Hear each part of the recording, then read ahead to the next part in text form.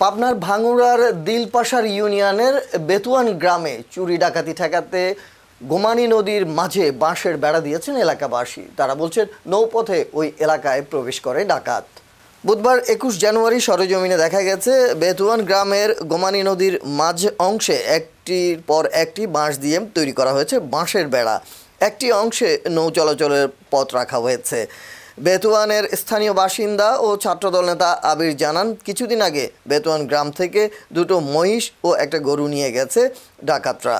স্থানীয় বাসিন্দা ও দিলপাশার ইউনিয়ন বিএনপির সাধারণ সম্পাদক শরীফুল ইসলাম সজীব খান জানান, নদীর মাঝ বরাবর বেড়ার বাঁশ খুঁটি পুঁততে ৩ দিন সময় লেগেছে। সোমবার সন্ধ্যা পর্যন্ত গ্রামের মানুষ স্বেচ্ছাশ্রম দিয়ে কাজটি করেছে, যাতে রাতের অন্ধকারে দুর্বৃত্তরা নৌকা যোগে অবাধে এলাকায় প্রবেশ করতে না পারে। সম্প্রতি উজানে উপজেলার অষ্টমনীষা বাজারে সোনার দোকানে ডাকাতি ও কয়েকটি পৃথক গরু চুরির ঘটনা নৌপথেই সংঘটিত হয়। পরবর্তীতে দুর্বৃত্তরা ইঞ্জিন চালিত নৌ যোগে গোমানী নদী দিয়ে ভাটির দিকে পালিয়ে যায়।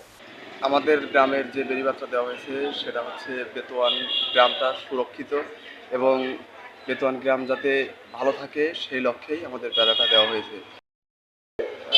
গোমতী নদীতে বাঁশ দিয়ে ব্যারিকেড দিয়েছি। এটা সম্পূর্ণ বেশ কিছুদিন ধরে ডাকাতের প্রভাব বেড়ে গেছে। ডাকাত চোরদের ধরার লক্ষ্যেই আমাদের এই ব্যারিকেড দেওয়া। আমাদের গ্রামবাসীর পক্ষে সবাই আমরা একত্রিত হয়ে আমরা এই উদ্যোগটি নিয়েছি। এই উদ্যোগে আমরা গ্রামবাসী সবাই যে যতটুকু পারছি সবাই সহযোগিতা করছি।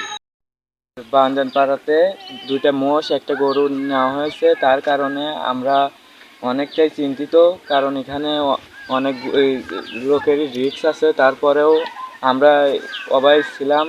তারপরে 2 দিন পর ওখানে চুরি হওয়ার পর 2 দিন পর এখান থেকে 3টা ডাকাতের নৌকা যায়। আমরা অনেক লোক জ্বর হওয়ার পরে নৌকা দিয়ে ব্যারিকেড দিতে পারিনি, তার আগেই ওরা বেরিয়ে গেছে। তার কারণে আমরা এখানে এই বাঁশ দিয়ে ব্যারিকেড দেওয়ার বন্দোবস্ত করছি। এখন যদি ওরা আসে আমরা এখানে ব্যারিকেড দিয়ে আটকাই ফেলাবো।